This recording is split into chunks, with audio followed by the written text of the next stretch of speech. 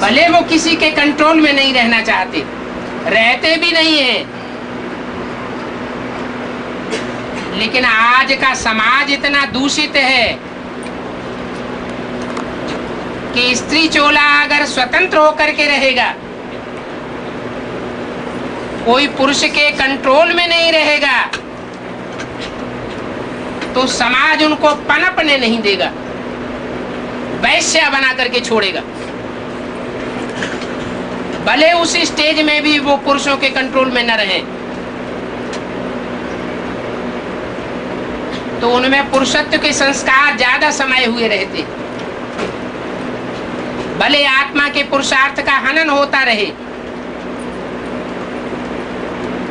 तो स्त्री चोले में पुरुषत्व के संस्कार जास्ती होने के कारण पुरुषों को कंट्रोल करने की प्रवृत्ति होने के कारण, पुरुषों को कंट्रोल करने की प्रवृत्ति होगी तो स्त्रियों को तो छोड़ेंगे ही नहीं, उनको भी कंट्रोल करेंगे। कठोर स्वभाव होने के कारण उनके भी हार्मोन्स चेंज होंगे और स्त्री चोले से क्या बन जाएंगे? पुरुष बन जाएंगे। तो जो लक्ष्य है जीवन का क्या? नर से नारायण बनने का।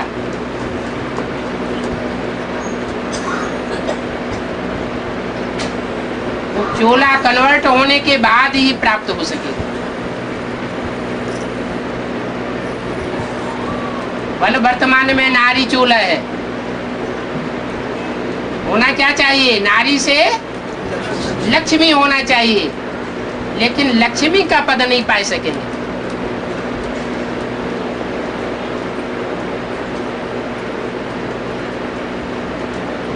आप अपने प्रश्न को एक बार और दोहराइए। मेरा प्रश्न था कि एडवांस का जो स्त्री चोला, प्रेजेंट स्त्री चोला है, इनका सभी अपने माँ बाप वाली जो जनरेशन होगी, पहले 4.5 लाख लोग होंगे, उनमें नंबर आएगा या नहीं आएगा? ये मेरा आएगा। नंबर क्यों नहीं आएगा? क्योंकि ठीक है, लेकिन चोला चेंज हो सकता है। तो बाबा ये ठीक है या गलत से चोला चेंज? हैं?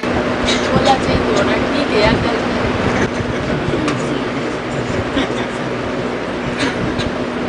महाभारत में वैसे शिखंडी की भी यादगार है।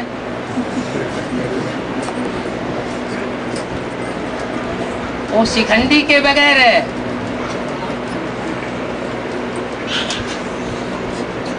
जो भीष्म पितामह जैसे सन्यासी हैं, उनके ऊपर जीत नहीं पाई जा सकती।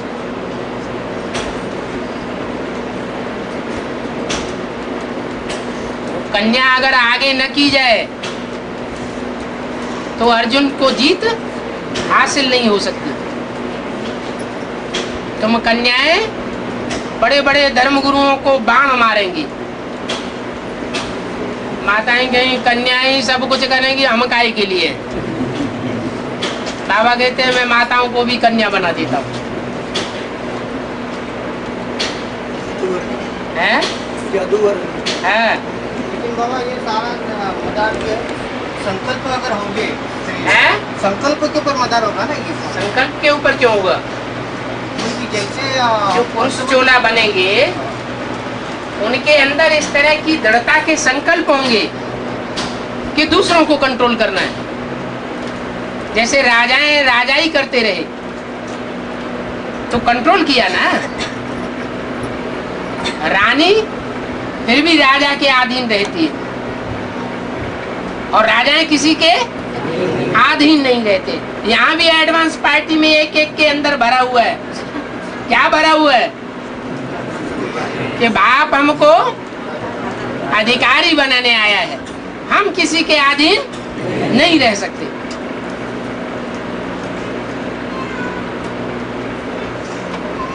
तो चाहे स्त्री चोले हो एडवांस पार्टी के, चाहे पुरुष चोले हो, भले हार्मोन्स चेंज हो जाएंगे, फिर भी नई दुनिया में जाकर के राधा कृष्ण जैसे बच्चों को जन्म देने के निमित्त तो बनना ही पड़ेगा। हाँ जी। बाबा का 1 जन्म, किसी का 2 जन्म, किसी का 3 जन्म, ब्रह्मा का 3 जन्म, है ब्रह्मा का 3 जन्म, ब्रह्मा का मम्मा का प्रजापिता का 2 जन्म, ब्रह्मा का 3 या 2 जन्म वाले से 2 जन्म का 3 जन्म और 3 जन्म का कोई संबंध है पाठ में? 2 जन्म वाले का 2 जन्म से हाँ 3 जन्म वाले 3 जन्म से हाँ। कोई पाठ में संबंध है? जरूर संबंध होगा, कोई न कोई संस्कारों में मेल है, तो कोई 3 जन्म लेते हैं, कोई 2 जन्म लेते हैं। कोई बुजुर्ग ऐसे भी हैं जो 80-80 साल के अभी ज्ञान में चल रहे हैं, एडवांस में, उनका एक ही जन्म है। तो हिसाब किताब है ना, अलग अलग संस्कार हैं, 3 तरह के संस्कार हैं, तब 3 तरह के चोले मिलते हैं। हाँ जी, दुनिया के बारे में बोला कि पांडवों को तो पुनर्जन्म लेकर नई दुनिया में जाना होगा। सब पांडवों को पुनर्जन्म लेकर नई दुनिया में जाना होगा। हाँ, अभी 427 में सुना पांडवों को तो बोल रहे नई दुनिया में जाने के लिए पुनर्जन्म लेना पड़ेगा।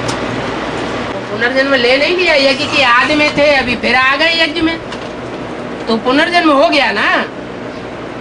क्या बोला है नई दुनिया के लिए? अरे एक बात तो हो गई पूरी। हाँ, अब आगे। नई दुनिया के इन आंखों से जो कुछ देखते हो हाँ। ये कुछ नहीं होगा। हाँ, इस दुनिया में हम इन आंखों से जो कुछ भी देखते हैं वो सब चेंज होने वाला है। इस पुरानी दुनिया का सब कुछ चेंज हो जाएगा, यहाँ का वहाँ कुछ भी नहीं होगा, सारी दुनिया ही चेंज हो जाएगी।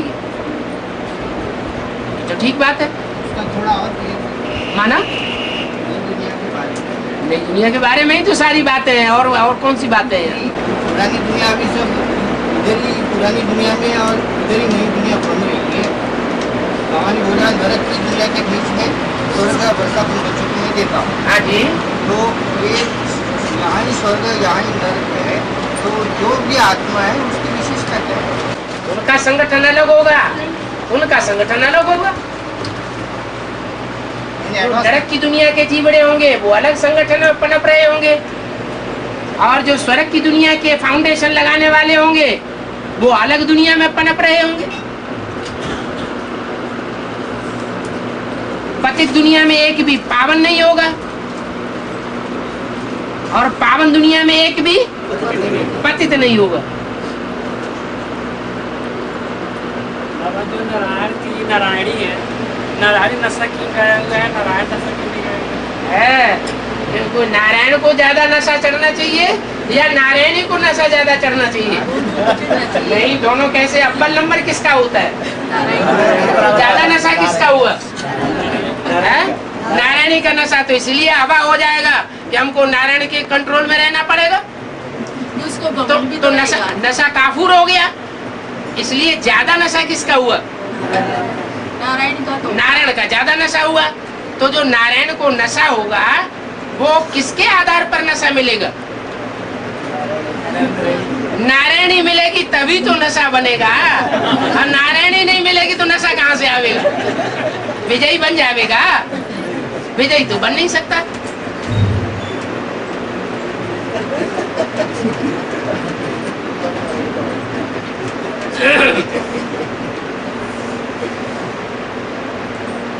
और बाबा जो त्रेता में 13 जन्म होते हैं कुछ बच्चों के, वो किस आधार से होते हैं? ब्रह्मा बाबा के 84 जन्म होने चाहिए कि नहीं? हाँ जी। कृष्ण की सोल के 84 जन्म होने चाहिए, लेकिन सतयुग में तो उनका 8 ही जन्म होता है। इसलिए एक जन्म ऐसी आत्माओं का वहां बढ़ जाएगा। इनको कम जन्म हैं? इनके यहाँ पे मतलब सीट छूट गए हैं। हाँ, उनका एक जन्म वहां बढ़ेगा। वैसे बाबा ये तो काउंटिंग पूरी करने वाली बात ना होगी, कोई आधार तो होना चाहिए ना। यही तो आधार है कि त्रेता युग में इनका एक जन्म बढ़ेगा, 84 जन्म उनको भी लेने, बोली वही 16 कला संपूर्ण। और जो आत्माएं हैं दूसरे धर्म में कन्वर्ट होने वाली, उनके 84 जन्म नहीं होते, और राधा कृष्ण जैसी आत्माएं उनके 84 जन्म होते हैं। तो वो पूरा किस तरह होंगे? एक जन्म कम नहीं हो जाएगा। इसलिए राधा कृष्ण जैसी आत्माओं के त्रेता में जाकर के एक जन्म बढ़ जाता है। फिर तो जी जो बच्चे जन्म लेने वाले हुए वो त्रेता में सभी के 13 हो जाएंगे जी। जो नहीं, सत्युग में दूसरे तीसरे जन्म में जो आकर के आत्माएं ऊपर से नीचे उतरेंगी, उनकी तो 84 जन्म की काउंटिंग की बात ही नहीं। वो तो 84 जन्म लेंगे ही नहीं। जो पहली डायनेस्टी में आवेंगे राधा कृष्ण जैसे बच्चों के साथ, उनके 84 जन्मों की बात है। वो त्रेता में एक जन्म ज्यादा लेंगे। जो पहले सतयुग में फर्स्ट जन्म सतयुग लेने के वाले फर्स्ट हैं। जन्म में आवेंगे हाँ जी। जन्म लेकर के। बाबा, उस संगम के आगे में जो सुप्रीम सोल जो प्रजापिता ब्रह्मा में प्रवेश करता है, उस टाइम प्रजापिता ब्रह्मा का 84वां जन्म है कि 83वां जन्म है? एक जन्म होता है एक्स्ट्रा ऑर्डिनरी। एक्स्ट्रा ऑर्डिनरी वो जन्म होता है जो लास्ट जन्म भी कहा जाता है और साथ साथ फर्स्ट जन्म भी कहा जाता है। फर्स्ट जन्म पवित्र जन्म और लास्ट जन्म अपवित्र जन्म, दोनों का मेल है, इसलिए एक्स्ट्रा ऑर्डिनरी जन्म। 84वां जन्म में प्रवेश करता है, उसको पहला जन्म कहेंगे। इसको लास्ट वाले को। लक्ष्मी नारायण का जन्म कब हुआ? सन 76 में। तो सन 76 में पहला जन्म हो गया ना उनका। तो जब पहला जन्म हो गया तो उससे पहले वाला जो जीवन है वो पास्ट वाले जीवन में 84वें जन्म में काउंट हो जाता है, क्योंकि वो 100 वर्ष की ब्रह्मा की आयु हो गई 76 से पहले। उसको कहेंगे लास्ट 84वां जन्म। और 76 के बाद नारायण का कहेंगे पहला जन्म। बुद्धि का परिवर्तन हो गया। बुद्धि माने आत्मा, मन बुद्धि को ही आत्मा कहा जाता है। क्या आत्मा जन्म लेती है, शरीर जन्म नहीं लेता है। और बाबा ये कैसे? और जैसे वाणी में है कि देवता है आपे पुजारी बनते हैं, आगे तो धर्म पिता जो है अपनी महिमा आपे ही मतलब शास्त्रों में लिखते हैं। धर्म पिताएं थोड़े ही लिखते हैं अपनी महिमा अपने आप शास्त्र में। शास्त्र तो धर्म पिताओं की बुद्धि में होते ही नहीं, वो तो अपनी बातें अलग सुनाते हैं। धर्म पिताएं माने इब्राहिम, बुद्ध, क्राइस्ट, शास्त्र कहाँ पढ़ते हैं? उनको शास्त्रों के ऊपर श्रद्धा कहाँ है? वो तो द्वापर युग से आते हैं, अपनी ही बातें अलग सुनाते हैं। शास्त्रों की बातें उनकी बुद्धि में नहीं होती। जिनकी बुद्धि में शास्त्रों की बातें होती हैं वो तो यहाँ संगम युग में ब्राह्मण बन करके पहले पार्ट बजाते हैं। जो ब्राह्मण बन करके ब्रह्मा की औलाद बन करके पहले पार्ट बजाते हैं, उनके जीवन चरित्र शास्त्रों में गाए हुए। इब्राहिम, बुद्ध, क्राइस्ट और उनके फॉलोअर्स के जीवन चरित्र शास्त्रों में नहीं गाए हुए, उनके शास्त्रों में उनके जीवन चरित्र गाए हुए हैं। जैसे बाइबल है, कुरान है, तो मुसलमानों का, क्रिश्चियंस का शास्त्र है।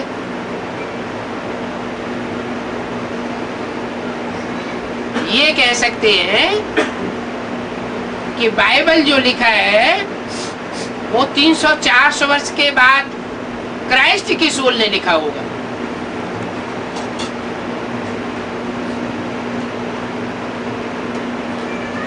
आप शास्त्रों की बात कर रहे हैं, भारत के शास्त्रों की। हाँ, सभी शास्त्रों का जैसे क्या है कि आगे अपने शास्त्र लिखते हैं, अपने अपने शास्त्रों में अपनी अपनी कथा कहानियां लिखती है। माने भागवत में जो कथा कहानी लिखने वाली आत्मा है वो कौन है? भागवत में जिसने कथा कहानी लिखी है, गोपियों को भगाने की कथा, वो किसने लिखी है? हाँ, श्री कृष्ण वाली आत्मा ने लिखी। द्वापर में आगे लिखेगी, क्योंकि संगम युग में ज्यादा लंबे समय तक कृष्ण की बुद्धि में ये रहता है कि मैं गीता का भगवान हूं, इसलिए वहां भी शास्त्र लिखता है। रामायण किसने लिखी? राम वाली आत्मा ने लिखी।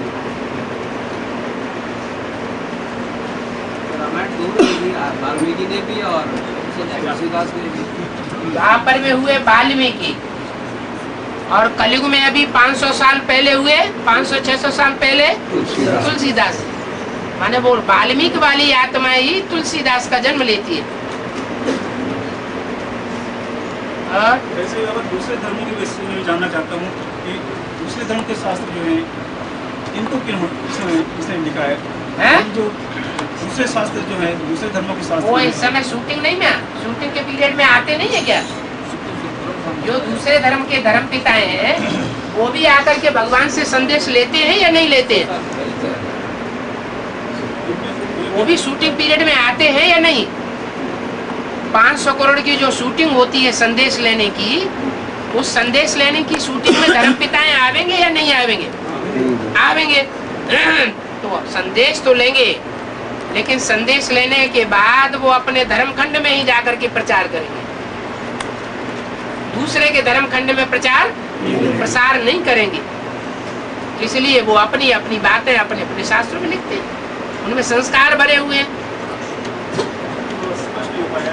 मैं ये चाहता था कि सूक्ष्म बीज है वो लिखेंगे या जो स्थूल बीज है वो अपने अपने शास्त्र में? जो बीज रूप आत्माएं है वो अपना जीवन रहते रहते दूसरे धर्म में कन्वर्ट नहीं होती, इसलिए उनको पक्की अपने धर्म की आत्मा नहीं कहेंगे, दूसरे धर्म की। तो वो शास्त्र नहीं लिखते हैं। जो ऊपर से आने वाली आत्मा है, इब्राहिम, मोहम्मद, क्राइस्ट, वही अपना जीवन चरित्र लिखते हैं। जीवन चरित्र शरीर का नहीं होता, आत्मा का होता है। जो क्राइस्ट है, क्राइस्ट जो नाम पड़ा है वो शरीरधारी का नाम है या ऊपर से आने वाली आत्मा का नाम है? जो ऊपर से आत्मा आती है उसका नाम है। जिसमें प्रवेश किया वो तो जीसस था। हाँ जी बाबा, एक आत्मा के ज्यादा से ज्यादा 2 पुरुष चोले हो सकते हैं, 2 स्त्री चोले हो सकते हैं। हाँ जी। तो जो प्रजापिता वाली सोल है जी, पहले सेवक राम में पाठ बजाया जी, फिर अभी प्रजापिता का, फिर विष्णु मानेंगे जी, फिर ये 3 चोले ना विष्णु कोई अलग से आदमी थोड़ा ही होता है। विष्णु तो 4 आत्माओं के स्वभाव संस्कार का कॉम्बिनेशन है। विष्णु कोई एक अलग से पर्सनालिटी नहीं है। पुरुष चोला आगे कर देते हैं, उसके कर्मों की प्रधानता शास्त्रों में जब आगे दिखाते हैं तो विष्णु पुरुष रूप में दिखाया जाता है। जब स्त्री चोला आगे रख देते हैं तो महालक्ष्मी के रूप में दिखाया जाता है। विष्णु कोई अलग से व्यक्ति नहीं है।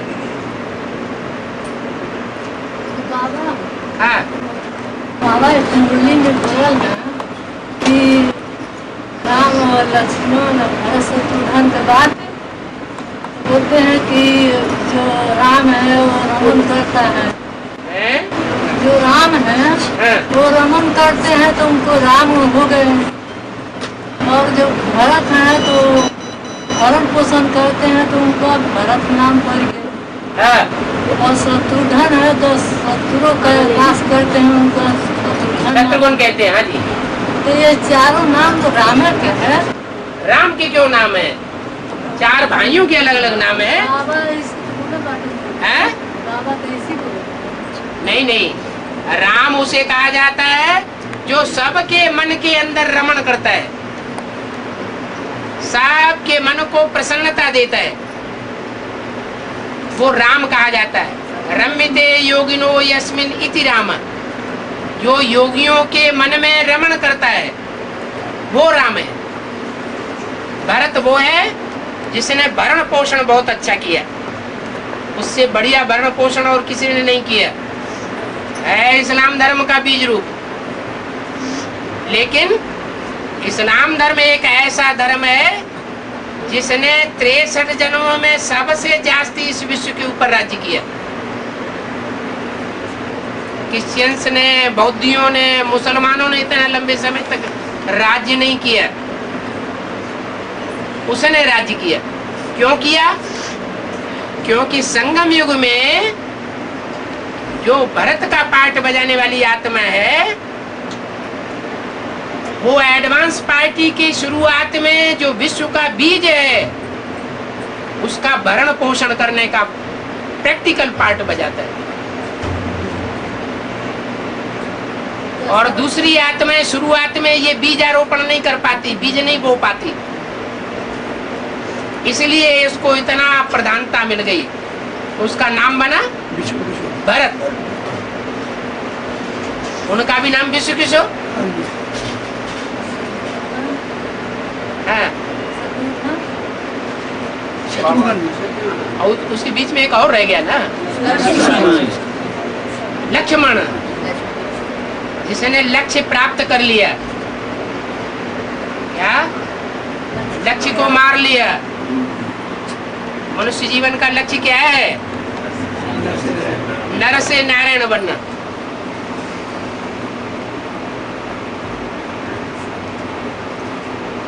तो कंट्रोलिंग पावर तो बच्चों के हाथ में आएगी या विश्व पिता शंकर के हाथ में आएगी? प्रैक्टिकल कौन करेगा? राजाई है? बच्चे राजाई करेंगे। बाप तो बेताज बादशाह है, क्या वो दिलों पर राज्य करता है, प्रैक्टिकल में राज्य नहीं करता। तो जो चारों धर्मों में धारणावान कौन सा है? नहीं, राम की बात तो अलग हो गई, वो तो विश्व पिता हो गया। लेकिन विश्व पिता के जो बच्चे हैं, बौद्धि, इस्लामी और क्रिश्चियन, इन तीनों में ज्यादा धारणावान कौन है?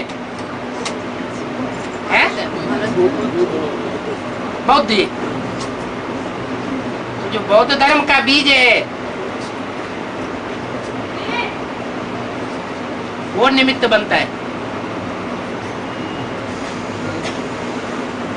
धारणावान के हाथ में मुख्य राज्य अधिकारी के रूप में शासन आएगा तो शासन अच्छा बनेगा, या जिनमें धारणा नहीं है उनके हाथ में आएगा तो शासन अच्छा चलेगा? धारणा वाले का अच्छा चलेगा। इसलिए वो लक्ष्य को प्राप्त करता है। लक्ष्य क्या है? नर से नारायण जैसा बनना। नारायण है विश्व का बादशाह, तो बच्चे भी क्या होने चाहिए? विश्व के मालिक होने चाहिए। तो लक्ष्य प्राप्त कर लिया ना। ऐसे ही है शत्रुघ्न, उसको काम ही दिया हुआ है, जो भी इस दुनिया के शत्रु हैं, इन शत्रुओं का हनन करो, तुम्हारा लक्ष्य पूरा हो जाएगा। तो शत्रु कौन है?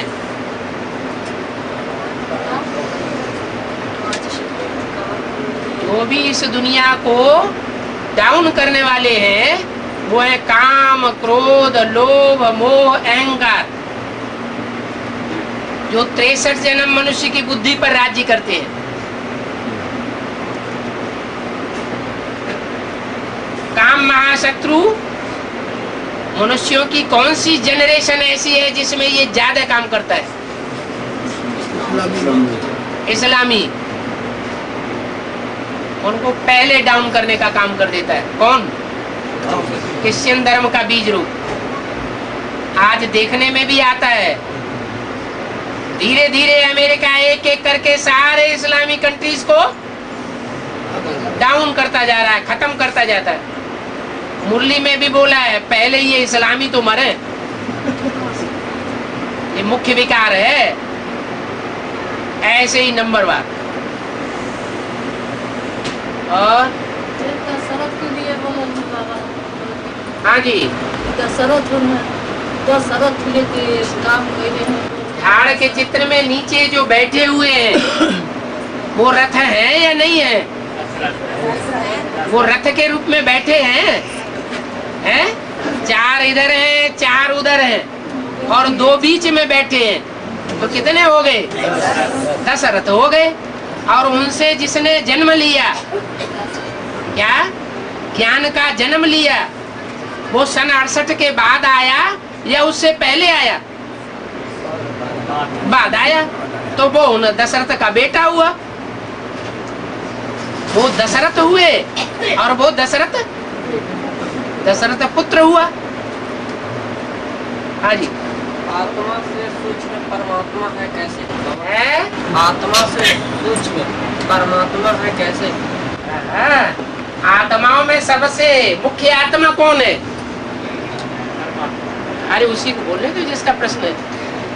आत्माओं में मुख्य आत्मा पाठधारी कौन है? 500-700 करोड़ आत्माएं हैं पाठधारी, उनमें मुख्य पाठधारी कौन है? प्रजापिता। तो प्रजापिता आत्मा है, आत्माओं में मुख्य वही परमात्मा है, परम पाठ बजाने वाला हुआ। इसीलिए जब बोलते हैं तो ऐसे नहीं बोलते परमात्मा परम पिता शिव, क्या बोलते हैं? परम पिता पहले और परमात्मा बाद में। क्यों बाद में? क्यों? पहले बाप फिर बच्चा। परम पिता शिव वो आत्माओं का बाप हुआ, और आत्माओं में जो मुख्य आत्मा है उसका बाप है शिव, उसके बाद है बच्चे का नाम। जो मुख्य बच्चा है वो परमात्मा के रूप में कहा गया। इसलिए आत्मा सो परमात्मा कह देते, माने आत्माओं में जो मुख्य पाठधारी है वो परमात्मा पाठ बजाता है। सभी आत्माएं परमात्मा पाठ नहीं बजाती। जो परम पाठधारी हीरो पाठधारी है वो ही परमात्मा पाठधारी है। और बाबा ये राम लक्ष्मण भरत शत्रुघ्न के बारे में फिर से रिपीट है। राम लक्ष्मण टैप रिकॉर्डर में भर गया है, इसमें डबल कहने की जरूरत नहीं है। ये आ गया, फिर सुन लेना, दोबारा सुन लेना। तो भाव स्पष्ट न हुआ तो आप प्रश्न करिए उस भाव के बारे में। बाबा ये आपने तो इसके बारे में राम के बारे में बता दिया कि जैसे जो सबके दिनों में रमण करता है। अच्छा, फिर से भरत उसके बताया कि भरत भरण पोषण करता है। भरण पोषण वो कौन है? विश्व भरण पोषण कर जोई ताकर नाम भरत ऐसे होई। जो विश्व पिता का भरण पोषण करता है, जैसे सारे विश्व का भरण पोषण हो गया। विश्व पिता का भरण पोषण कौन करता है? तो खुद योनिकों को भरण पोषण कराने वाला है। सीढ़ी का चित्र देखा है, उसमें भिखारी के रूप में, भिखमंगा के रूप में कौन पड़ा हुआ है? ठीक है, राम वाली आत्मा पड़ी हुई है। उस पड़ी हुई राम वाली आत्मा को जो भरण पोषण करे एडवांस के शुरुआत में, उसने आदि का बीज डाला कि नहीं डाला? जो पहले फसल बोई जाती है वो ज्यादा फल देती है, या बाद में बोई जाती है वो ज्यादा फल देती है? तो उसने पहले बो लिया। तो साहब बाबा इसमें जो भरत तो अच्छे ठीक है, इसलिए ये है बौद्ध धर्म का बीज हो गया है, इस्लामी। हाँ, इस्लाम धर्म का बीज हो गया भरत। ठीक है। अब बाकी दो रहे, बाकी जो रहे उनमें एक है लक्ष्मण और दूसरा है शत्रुघ्न। शत्रुघ्न कौन? अरे ये तो बता दिया ना अभी, तुम अपना प्रश्न करो, बात को रिपीट मत करो। अपना प्रश्न करो तो उसका जवाब देंगे। प्रजापिता वाली सोल को हर धर्म में जाना पड़ता है, वो अच्छी बात है, सबका बाप है। तो उनकी रजाई स्थापित करने के लिए तो सिख धर्म में भी रजाई स्थापन करने के लिए जाना पड़ा होगा। बिल्कुल जाना पड़ेगा। तो सिख धर्म में राजा है महाराजा रणजीत सिंह, तो उनके जो सिख धर्म का पहला राजा कौन हुआ? महाराजा रणजीत सिंह। तो फिर तो उनके बाप बन के गए वो प्रजापिता। जहाँ प्रजापिता उनके बाप थे महाराजा रणजीत सिंह के। प्रजापिता के बाप थे महाराजा रणजीत सिंह? नहीं, प्रजापिता महाराजा रणजीत सिंह के बाप थे। प्रजापिता वाली सोल महाराजा रणजीत सिंह के पिता ही थे। बाप क्यों होंगे? वो आप खुद थे। आप खुद थे। वो क्यों? अरे हमारी तो बात ही नहीं है। प्रजापिता की बात कर रहे हैं ना। तो प्रजापिता वाली आत्मा जो है वो हर धर्म का फाउंडेशन डालती है, राज्य का। तो सिख धर्म के भी राज्य का फाउंडेशन डालती है। क्या? और सिख धर्म के राज्य का जब फाउंडेशन डालेगी तो पहला राजा खुद बनना पड़ेगा। हाँ जी, ऐसा प्रश्न मेरे दिल में बुद्धि में, जैसे राम बाप के जो त्रेता के अंदर जाएंगे, मम्मा और बाबा बाप बनेंगे, मम्मा और बाबा बाप बनेंगे, मम्मा प्रजापिता वाली सोल और इस राम सीता वाली सोल से आगे बच्चे बनेंगे। ऐसे कि हर धर्म में प्रजापिता वाली सोल में बच्चा ही बनना पड़ता है। जैसे त्रेता के अंदर राम बाप और राम और सीता की सोल। कौन से जन्म की बात त्रेता के कर रहे हैं?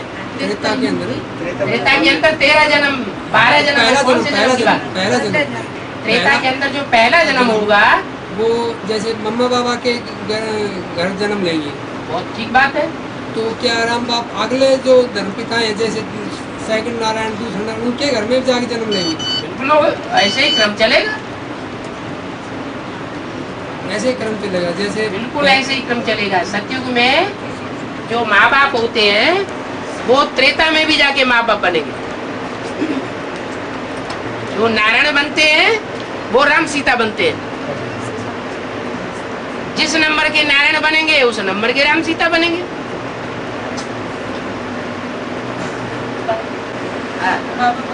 साकार में मुलाकात हो जाती है, लेकिन थोड़ी देर बाद साकार ही याद आता है, तो चाहिए। ये तो अपनी अपनी लागत है। कोई को साकार याद आता है और कोई ब्रह्मा कुमार होगा तो कहेगा हमको ब्रह्मा बाबा याद आता है। तो ऐसा अंतर क्यों हो रहा है? ये 63 जन्मों में जिसने जिसके साथ ज्यादा संग लगाया है वो ऑटोमेटिक याद आ जाता है। कोई को कृष्ण का चोला याद आ जाता है आखिरी जन्म का, कोई को राम का चोला आखिरी जन्म का ज्यादा याद आ जाता है। कोई कहते हैं हमको बाबा का चेहरा ही याद नहीं रहता, हमें बिंदी याद आ जाती है। अपना अपना हिसाब किताब है। हिसाब तो बाबा आपसे जोड़ना है ना, वो भी नहीं बताओ। अब आप में भी कौन, आप में देखना पड़े ना। जिसको हम आप कहते हैं वो कौन? सिर्फ देहधारी या सिर्फ आत्मा या दोनों? और दोनों में भी कौन? क्योंकि आत्मा है तो 3 काम करती है। राम की भी आत्मा है, कृष्ण की भी आत्मा है, शिव की भी आत्मा है। तो याद कौन आता है? प्रजापिता अगर याद आता है तो प्रजापिता तो पतित है, पतित बनेंगे। प्रजापिता की सोल थोड़ी याद आनी चाहिए। प्रजापिता की सोल पतित है या पावन है? अभी तो पतित है, पावन भी तो। प्रजापिता पतित होता है ना, पतित तन में ही तो शिव बाबा आते हैं। तो शिव बाबा जब पतित तन में आते हैं तो पतित तन धारी जो है वो तो पतित आत्मा हो गई। उसमें एवर प्योर आत्मा है शिव की। 1 मिनट, जो शिव की एवर प्योर आत्मा है वो उस साकार में याद आनी चाहिए। साकार तन और उसमें वो सोल, सुप्रीम सोल, वो है हमारा शिव बाबा। क्या शंकर बाबा नहीं कहेंगे, ब्रह्मा बाबा नहीं कहेंगे, क्या कहेंगे? शिव बाबा। शिव कहने से वो सुप्रीम सोल याद आनी चाहिए जो जन्म मरण चक्र से न्यारी है। पहले तो उस घर को याद करना पड़ेगा ना। है? पहले तो घर को याद करना पड़ेगा। हाँ, पहले तो देहधारी याद आता है, फिर आत्मा को याद किया जाता है। हाँ जी। अगर प्रजापिता पतित है, अगर प्रजापिता पतित है, हाँ जी, तो 1976 के बाद, 1976 से पहले ठीक है पतित होगा। 1976 के बाद उसका क्या स्टेटस है? 1976 के बाद उसका आंदोलन शुरू होगा ना। 1976 के बाद उसकी जो स्टेज है प्रजापिता की है, डिक्लेयर हो गई ब्राह्मणों के बीच में।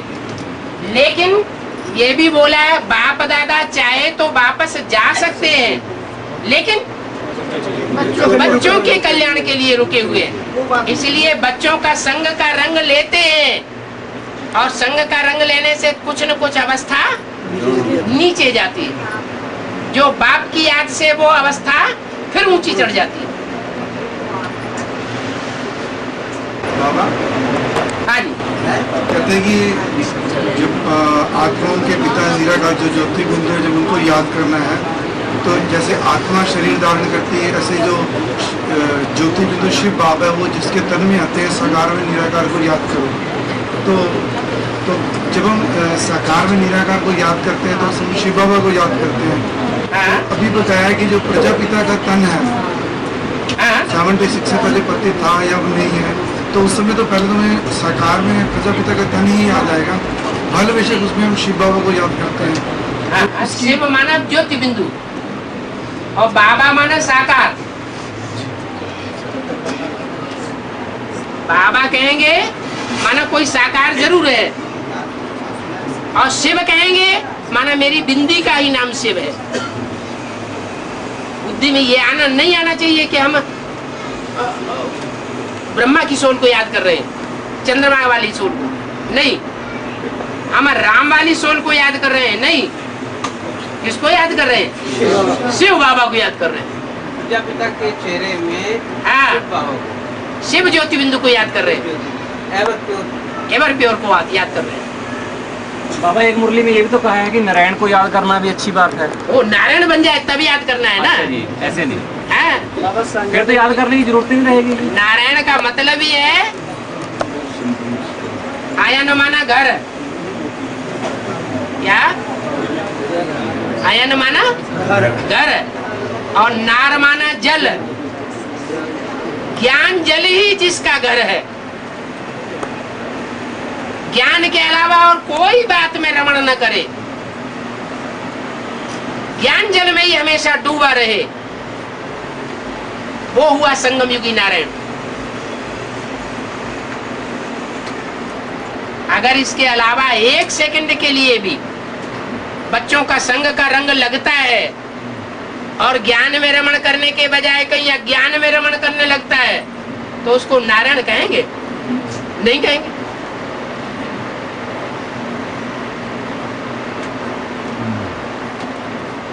और सतयुग के मतलब बोले सत का युग, और द्वापर का मतलब दो और कलयुग का मतलब कला कलेश का युग। तो त्रेता का मतलब क्या हुआ बाबा? त्रेता का मतलब हुआ तेरे जन्म लेने वालों का युग।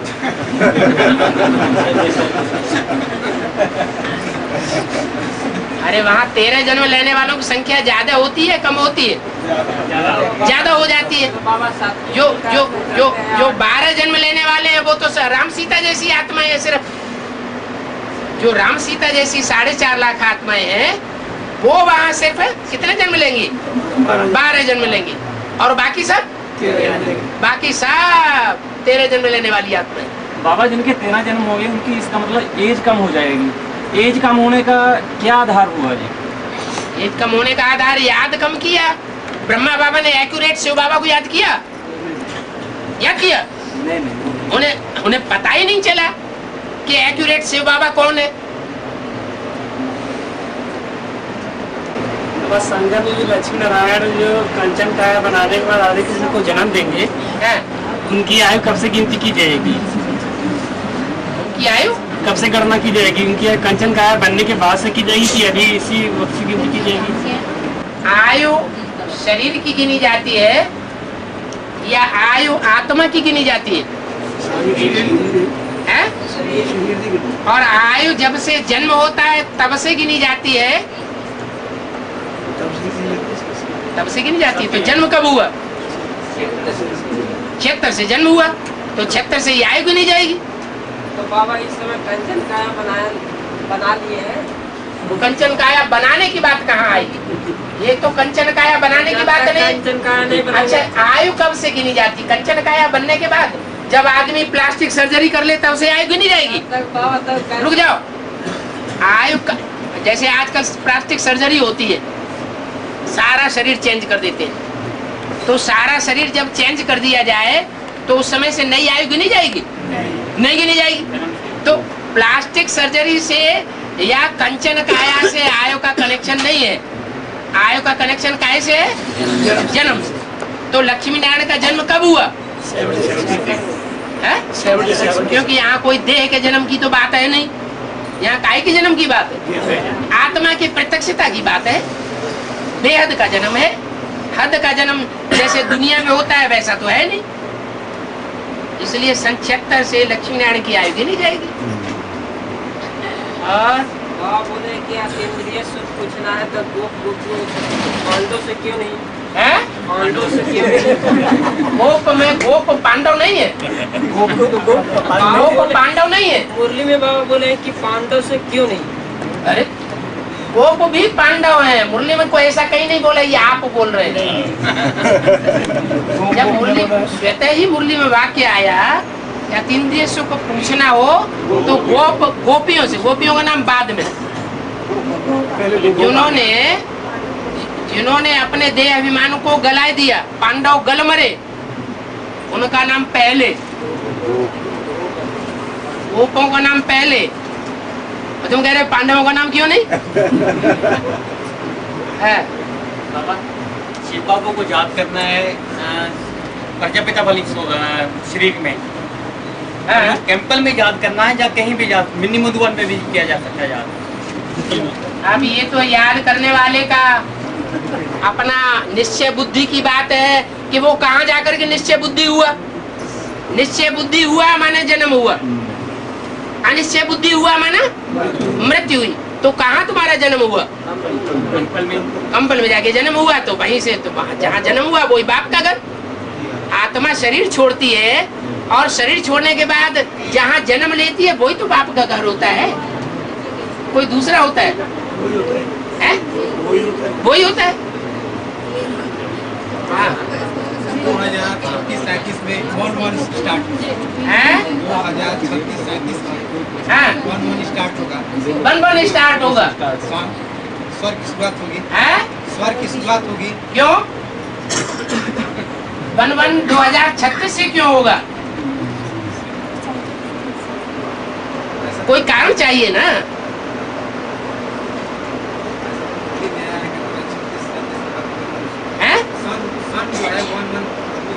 ये कहाँ लिखा गया कि सन 36 से 2036 से संवत 1-1 शुरू होगा? लक्ष्मी नारायण जब गद्दी पर बैठते हैं तो लक्ष्मी नारायण तो राधा कृष्ण वाली सोल बैठेगी। राधा कृष्ण वाली सोल का कोई शास्त्रों में गायन है क्या? उसका तो गायन ही नहीं है। लक्ष्मी नारायण हाँ, तो संगम युगी लक्ष्मी नारायण जब गद्दी पे बैठे, उनकी जब प्रत्यक्षता हो जाए, क्योंकि जब घोर अंधियारा संसार में होता है तब कृष्ण का जन्म होता है। बच्चे का भी जन्म और बाप का भी जन्म रात्रि के 12 बजे दिखाई दिए। बच्चा जब तक संपन्न न बने तब तक बाप प्रत्यक्ष नहीं होना चाहता, बल प्रत्यक्षता वर्ष मना लिया गया। लेकिन बाप का प्रत्यक्षता वर्ष, बाप की प्रत्यक्षता किसके लिए रुकी हुई है? बच्चे के लिए रुकी, बच्चों के लिए रुकी हुई। तो कृष्ण बच्चे की संपन्नता हो तो बाप की भी प्रत्यक्षता हो। इसलिए कृष्ण का भी जन्म रात्रि के 12 बजे मनाया जाता है और शिव का भी जन्म रात्रि के 12 बजे मनाया जाता है। संगम युग 100 साल का है, तो जो जब नरसिंह नारायण बन जाता है तो उसमें तो सुप्रीम शो रहने की बात नहीं है, उसमें तो सुप्रीम शो रहने की बात नहीं है। जब नारायण बन जाता है, कब बन जाता है नारायण? 18 की बात है, 18-19 में, 2018 में जब नरसिंह नारायण। हाँ, जब वो नारायण की स्टेज विश्वपति की स्टेज पे हो जाए और शिव शंकर मिला करके एक कर दिया जाए, पता ही नहीं चले कि कहाँ शिव पार्ट बजा रहा है और कहाँ शंकर पार्ट बजा रहा है। माना बाप समान बच्चा जब बन जाए तो बाप को आराम से घर बैठने की जरूरत है या नौकरी करने जाने की जरूरत है? रिटायरमेंट ले लेना चाहिए ना, तो रिटायरमेंट लेकर के वानप्रस्थी होके बैठ जाता हूँ। बच्चा बाप समान बन गया, दुकान संभालने लगा, सारा कारोबार संभाल लिया, तो फिर क्या दरकार है बाप को ज्यादा भाग दौड़ करने की? बाबा परमधाम में चले जाएंगे, परमधाम में चले जाएंगे 18-19 में। तो कौन चला जाएगा कौन नहीं चला जाएगा तुमको पता कैसे चलेगा? बिंदी कब चली जाएगी कब नहीं चली जाएगी मालूम कैसे पड़ेगा? है? अरे बाबा ने तो बोला जब तक जीना है तब तक, तो पीने को तो तुमको अंत तक मिलता रहेगा, तो पता कैसे चलेगा कि अब चला गया अब आ गया? अभी भी पता चलता है कब चला जाता है कब आ जाता है? बाबा जी दुकान की उदाहरण तो ठीक है, बच्चा दुकान संभाल लेता है तो बाप को तो ये भी दुनिया की एक दुकान है। हाँ जी, ये दुनिया जो है वो ब्राह्मणों की दुनिया एक दुकान है। इस दुकान को अगर संभाल लिया तो बाप का काम पूरा हो गया। और त्रेता में 3 सीढ़ी कटी हुई क्यों दिखाई? हैं? त्रेता की 3 सीढ़ी नीचे जो कटी हुई क्यों? हाँ, त्रेता में कोई नष्ट देव भी होंगे या नहीं होंगे? हैं? और जो नष्ट देव होंगे वो अपनी राजाई नष्ट करेंगे कि नहीं करेंगे? शूटिंग कहाँ करेंगे? कब की? एक तो राजाई तो उनकी स्थापन हुई, लेकिन अपनी राजाई को नष्ट भी किया उन्होंने। सबसे जास्ती नष्ट कौन करेंगे? आखिरी राजा है त्रेता के या पहले वाला राजा? पहले वाले राजा हैं ज्यादा नष्ट नहीं करेंगे, और आखिरी राजा हैं जास्ती नष्ट करेंगे।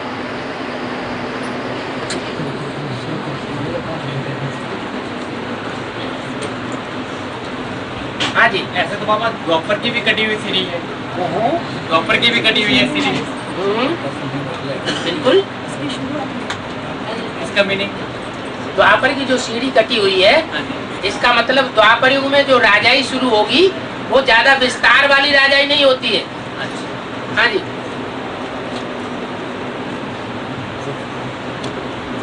भारत के नजदीक त्रेता के अंत वाली राजाई भी दिखाई है, और भारत का चित्र जहाँ बना हुआ है वहाँ द्वापर के आदि वाली राजाई दिखाई है, लेकिन वहाँ विस्तार नहीं होता ज्यादा।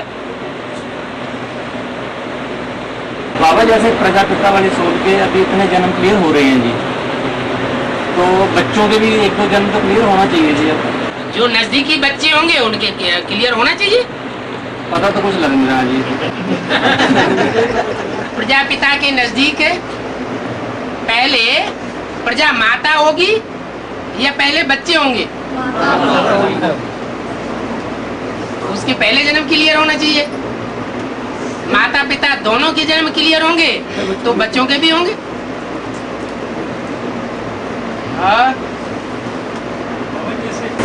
बाबा शरीर छोड़ करके प्रजापिता के रथ में अपनी पढ़ाई पूरी कर रहे हैं। हाँ जी। तो दूसरे धर्म पिताएं भी क्या अपना शरीर छोड़ करके बीज रूप में प्रवेश करके अपनी पढ़ाई पूरी करेंगे? जैसे दूसरे धर्म पिताएं हैं आधार मूलक, अपने बीज रूप में प्रवेश करके पढ़ाई पूरी करेंगे। मिसाल तौर पर जैसे ब्रह्मा बाबा अपना शरीर छोड़ करके वो चंद्रवंश के मुखिया है। चंद्रमा चंद्रवंश का मुखिया है, तो वो सूर्य में प्रवेश करता है। ऐसे ही और धर्म वाले भी तो हैं, इस्लाम वंशी, बौद्ध वंशी। उन धर्मों के जो नारायण है वो शरीर नहीं छोड़ते हैं। उन धर्मों के जो कम जन्म लेने वाले नारायण हैं, कम कला वाले जो नारायण हैं, वो शरीर छोड़ करके अपने बीज में प्रवेश नहीं करेंगे, तभी उनकी पढ़ाई पूरी होगी। आप दादा साक्षी हो जाएंगे, साथी हो जाएंगे, और शिव बाबा साक्षी हो जाएंगे। हाँ, शिव बाबा नहीं, शिव बाप साक्षी हो जाएंगे और बाप दादा साथी हो जाएंगे। माने रामकृष्ण की आत्माएं 84 जन्म के लिए तुम बच्चों की साथी हो जाएंगी, और शिव बाप साक्षी होकर के परम धाम में बैठेंगे। बाबा, जैसे ये संवत का डिफरेंसेस है 57 साल का, जैसे कि ये 57 साल का क्या 57 क्रिश्चियन की जो ये गिनती है, क्रिश्चियन ईयर जो है सम्मत ईयर है, इसकी 57 साल का फर्क होता है। ये अपने ब्राह्मण युग में यहाँ कब से होना चाहिए? किस बारे में जैसे आप 2000 कैलेंडर 2006 2006 चल रहा है, 2006 हाँ, सम्मत ईयर आएगी तो इसमें 57 जोड़ दो, 2063 आएगी। 2063 संवत 2063 संवत 2063 चल रहा है। संवत 2063 63 चल रहा है। अच्छा 2006 में 63 जोड़ दें। 57 क्यों? ये 2006 है बाबा और वो 2063 है। हाँ तो उसमें 57 का अंतर आ गया। 6 वर्ष कम कर दें। 6 वर्ष कम करेंगे 63 में, तभी तो 57 आएगा। नहीं मतलब इनका 2006 में और 63 में 57 साल का फर्क है। हाँ 57 साल का अंत हुआ। हाँ अंतर हो गया ना। हाँ। वो ये पूछ रहे हैं कि ये संगम में ये कैसे नूट हुआ? वो विक्रम संवत राजा विक्रमादित्य के नाम पर है और ये क्रिश्चियन संवत क्राइस्ट के आधार पर है। उसमें अंतर इसलिए पड़ गया कि उन क्रिश्चियंस को ये पता ही नहीं है कि क्रिश्चियन संवत जो है वो क्राइस्ट की मृत्यु के बाद शुरू हुआ है या जन्म के बाद शुरू हुआ है, इसलिए अंतर पड़ रहा है। एक तो बाबा तो सीधा बताते हैं क्राइस्ट से 3000 साल पहले भारत में पैराडाइज था। 57 साल या 63 साल कम ज्यादा करने की बात ही नहीं बोली। बाद में इन्होंने बनाई। हाँ जी, क्राइस्ट का जन्म कब हुआ है इस बात में भी लोड़ा है, मृत्यु कब हुई इस बात में लोड़ा है। और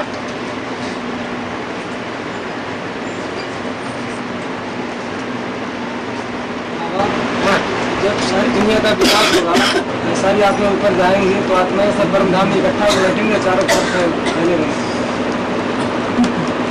मुरली में बोले कि परम धाम चारों तरफ है। मुरली में बोले चारों तरफ परम धाम? हाँ ऊपर है, ऊपर आत्माएं जाएंगी तो इकट्ठा रहेंगी क्या चारों तरफ ऐसे फैल? ये पृथ्वी है, पृथ्वी के आसपास, इसके बाद ये वायुमंडल है, वायुमंडल के आसपास ये स्पेस है क्या, जहाँ वायुमंडल नहीं है, और उस स्पेस के भी आसपास वो सूक्ष्म वतन है, और उसके भी आसपास परमधाम है ना। तो चारों तरफ की बात हुई या ऊपर की बात हुई? ऊपर की बात हुई। परमधाम ऊपर ही है, तुम पृथ्वी पर हो। चारों तरफ की बात होगी।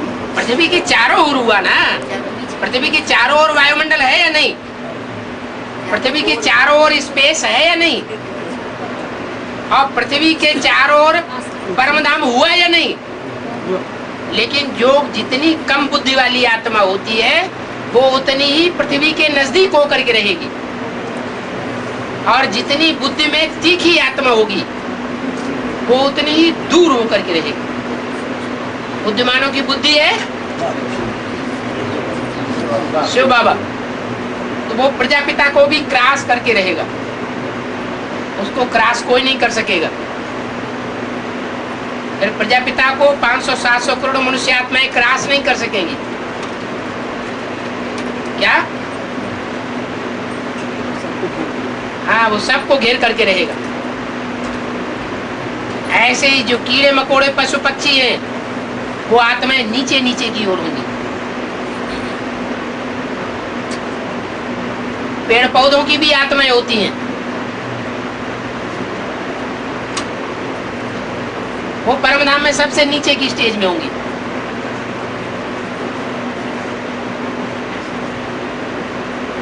जब आखिरी विनाश होगा तो ये माउंट आबू का ग्रेनाइट पत्थर भी खलास हो जाएगा।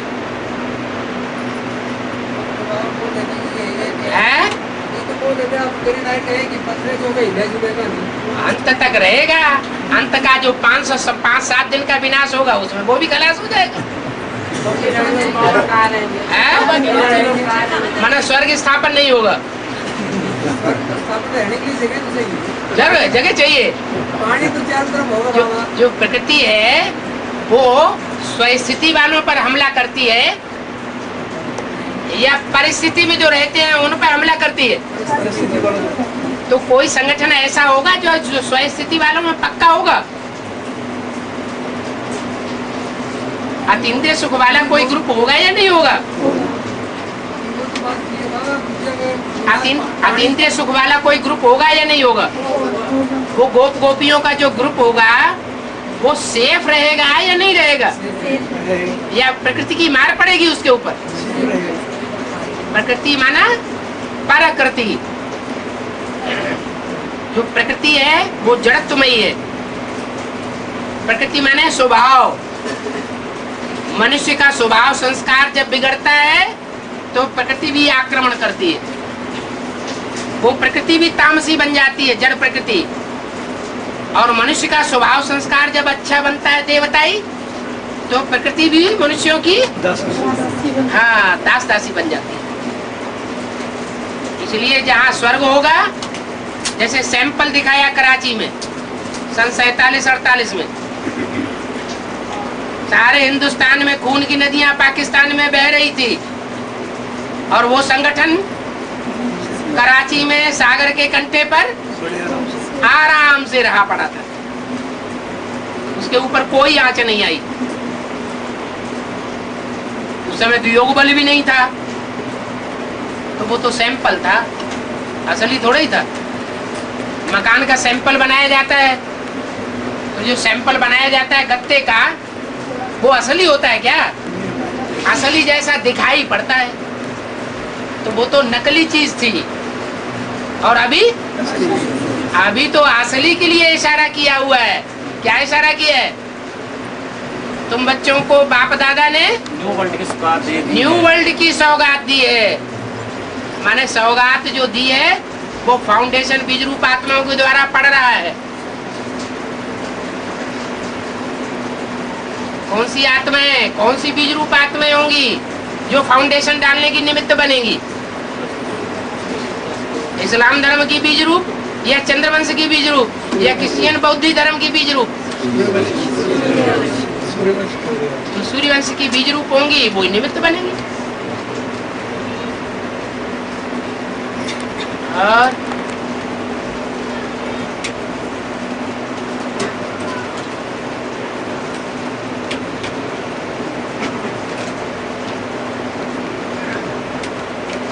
बाबा ये पर्वत के नीचे जो अपने विनाश होना था तब सब उसके नीचे रहेंगे बचपन में। हाँ। और पहाड़ के नीचे सारी हाँ। हाँ। गौ माने गैया, वर्धन माने बढ़ाना, पर्वत माने पहाड़। गौओं का बढ़ाने का ऐसा उपक्रम किया, इतनी गौएं बढ़ी, इतनी गौएं बढ़ी कि उनका जैसे पहाड़ संसार के सामने ऊंचा सा खड़ा हो गया। सारी दुनिया की नजर उन 16,000 के ऊपर लगती है जाके, तो पहाड़ हो गया ना। उसकी रहबरी में जो भी रहेंगे वो सब सुरक्षित रहेंगे। कितने होंगे रहबरी में रहने वाले? 16,000 की रहबरी में 16,000 जो गोप गोपियां होंगे, उनकी रहबरी में पलने वालों की संख्या कितनी होगी? है 9 लाख, 4.5 लाख। हाँ जी। तो दुनिया में ज्ञान की बरसात भले होती रहे, ज्ञान की बाढ़ आती रहे। बाढ़ आएगी तो उसमें देह अभिमानी की मिट्टी भी मिक्स हो जाएगी। देह अभिमानी की मिट्टी मिक्स हो जाएगी तो उसमें तो डूबेंगे उतर आएंगे, डूबेंगे उतर आएंगे, तो मरेंगे बच जाएंगे। लेकिन जो उस रहबरी में पलने वाली प्रजा होगी वो आनंद में रहेगी।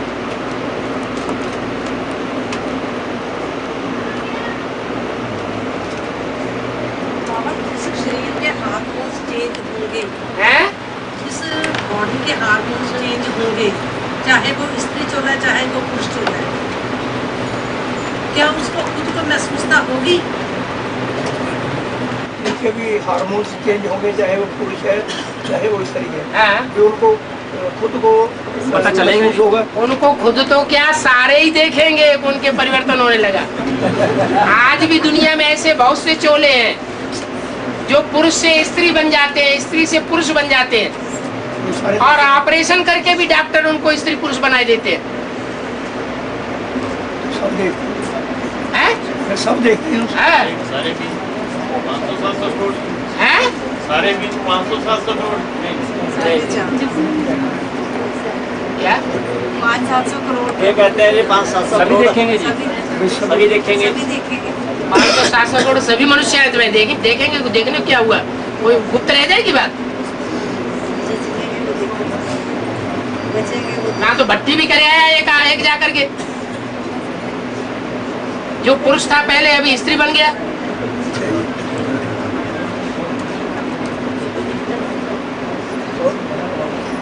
है? एक विदेशी आया था, एक विदेशी लड़का आया था, उसके हार्मोन्स चेंज हो गए या करवा लिया जी उसने? हाँ, वो उसी से पूछने लगे। आगे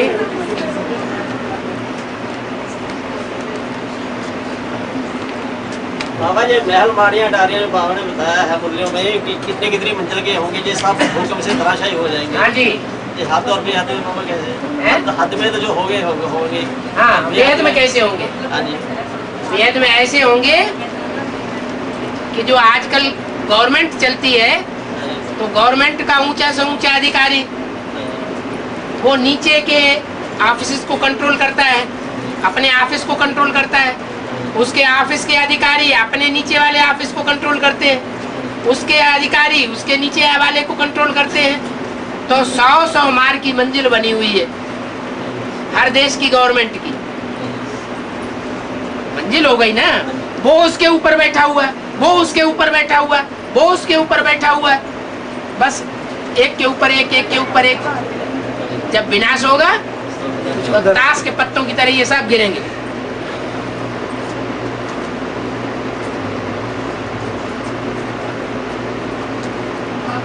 हाँ, महाकाली ने शंकर के ऊपर पांव इसलिए रखा, वो बेचारी मुकालते में आ गई कि मैं ही भगवान हूँ, शिवो हम।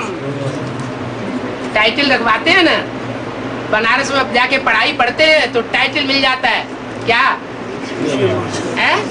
श्री श्री सरस्वती जी महाराज। तो जो सरस्वती है वो जगदम्बा है या नहीं है? और जगदम्बा महाकाली बनती है या नहीं?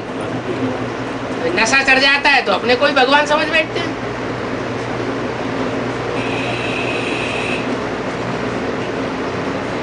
और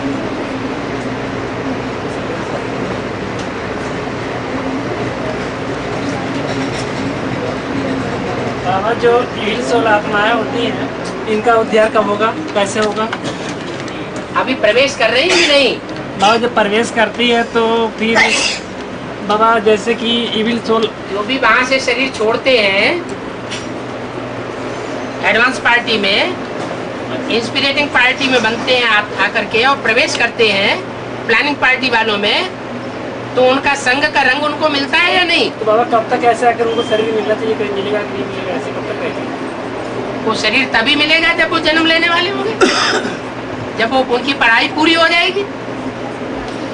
जब तक पढ़ाई पूरी नहीं होती है तब तक उनकी बुद्धि में बैठेगा नहीं कि हमको यही कंचन काया बनानी है। बाबा शरीर छोड़ने के बाद वो ज्यादा पावरफुल होते हैं। हाँ जी।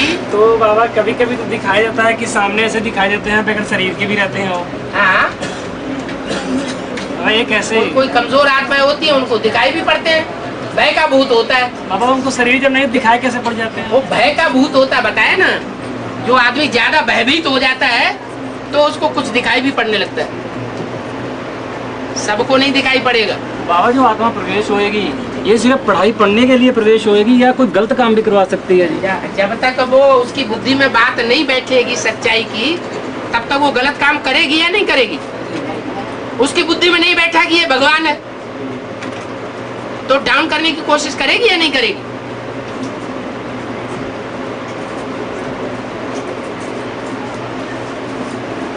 कोई भी इविल सोल होती है जिसमें प्रवेश करती है, उसको ज्यादा भोगना पड़ता है या कोई दूसरे को ज्यादा भोगना पड़ता है? इसमें प्रवेश करती है उसी को भोगना पड़ता है ज्यादा। और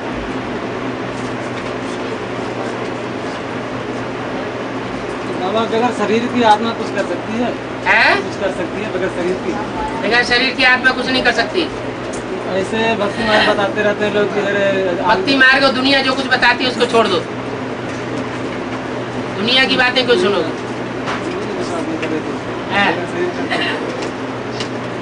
और 1 2 3 4 5 6 7 8 9 10 11 लोग। पिछली बार 6 महीने पहले क्लास हुआ था यहाँ, 6 महीने के अंदर ये 11 लोगों की सर्विस हुई। सबको बीसीडी मिली हुई है, सबको कैसेटें मिली हुई है। सारी सेवा तो बाबा की कैसेटें कर रही है। गीता पाठशाला में खास कौन बनता है? बच्चों के संकल्प बनाते हैं, बच्चे ही तो बनाते हैं। तो युगलों को निकालो, गीता पाठशाला बनाओ। बाबा तो सबको परमिशन दे देते हैं। और नॉर्थ इंडिया में तो सारे हिंदी जानने वाले, दक्षिण भारत में फिर भी देखना पड़ता है कि ये हिंदी जानता है कि नहीं। क्लास में कैसेट चलेगी तो हिंदी अनुवाद कर सकेगा या नहीं, तो सोच समझ के परमिशन देनी पड़ती है। नॉर्थ इंडिया में तो ऐसी कोई बात ही नहीं। बूढ़ी माता भी होगी, वो भी बीसीडी देख करके हिंदी में अनुवाद करती जाएगी। समझा सकते हो, समझाने की बात ही नहीं है हिंदी में। जो बाबा जो नई जैसे युगल मतलब कि बाबा से मिल लिए हैं, जो भाई मिल लिए हैं बाबा से, भाई मिल लिए हैं बाबा से, बात भी कर लिए फोन से। और जो युगल उनके युगल है वो बात भी न किए हैं, फोन भी न किए हैं, न मिले हैं, तो वो क्या गीता पाठशाला खोल सकते हैं? भट्टी कर चुके हैं। हाँ जी भट्टी कर चुके हैं, तो एक बार बाबा से मिलना जरूरी है। तो मिला है तो थोड़ा उनकी स्थिति का पता चले।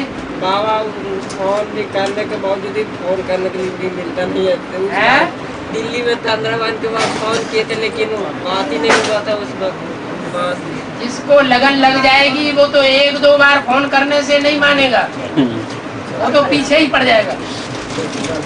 गोरखपुर और सिद्धार्थ नगर में ज्यादा अंतर नहीं है। अंतर तो नहीं है बाबा, लेकिन 1 घंटे का रास्ता है बस। हाँ जी, अंतर तो नहीं है, लेकिन तो इसका मतलब उन्हें लगाव नहीं है ना। नहीं बाबा, वो गरीब पार्टी है। वो गरीब कितने भी हो, अगर भट्टी कर चुके हैं, भट्टी करने के लिए कंपिल जा सकते हैं, तो गोरखपुर नहीं जा सकते। बेटाइम से लोग फोन कर देते हैं, टाइम से फोन भी नहीं करते हैं ना। और जिसको बुद्धि में निश्चय बैठ गया होगा वो टाइम वाइम कुछ नहीं देखेगा, भाग खड़ा होगा। तो जाने कोई डेट, बाबा ने कोई डेट, बाबा ने कोई तिथि तारीख थोड़ी बता दी। बाबा ने तो ये बताया जहाँ जहाँ गीता पाठशाला खुलेंगी बाबा आवेंगे। बाबा ने तो सिर्फ इतना इशारा दे दिया कि मधुबन जैसा नक्शा बनाओ, जहाँ जहाँ मिनी मधुबन बनावेंगे वहाँ वहाँ बाप दादा आवेंगे। बाबा बस ये कहता है कि लोग यही कहते हैं कि आखिर आपने हमको भर्ती कराया ले जाकर के और बाबा से मिले नहीं, बुलाए नहीं, बाबा आए भी नहीं। आपकी गलती है, आप उनसे संपर्क करिए। गोरखपुर वाली गीता पाठशालाओं के जो निमित्त हैं उनसे कहिए कि आप हमको जरूर बताइए। बाबा बेटाइम पे बता देते हैं। बेटाइम बाबा बेटाइम पहुँचते ही अटेंडम पहुँचते हैं। आजकल फोन से संदेश पहुँचने में कितनी देर लगती है? 1 सेकंड लगता है। 1 मिनट में पहुँच जाता है ना।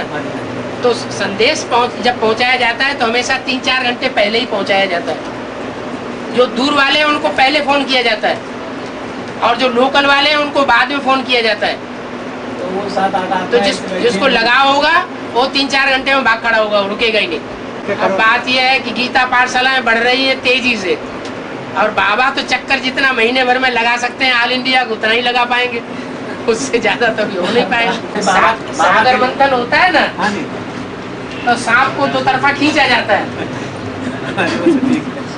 जहाँ तक मिलने की बात है वो गोरखपुर में बड़ी आसानी से आ सकते हैं। जिनको मिलना होता है वो मिल लेते हैं, उनको पता पड़ जाता है क्या। जिनको नहीं मिलना है आता रहे तो आता रहे। बाबा तो कहते तुम झोपड़ी लगा बनाओ और गीता पाठशाला खूब लंबी चौड़ी चलाओ। हाँ बाबा, मतलब बाबा से पूछे थे ये बात बोले नहीं लगा सकते हो। लगा मैंने लेंटर डालने के लिए मना। हाँ जी, लेंटर डालने के मना कर दिया। लेंटर डालना मना, प्रॉपर्टी बनाना। हाँ जी, प्रॉपर्टी नहीं बनानी है अभी, बाकी रिपेयरिंग करो, अपना काम चलाओ।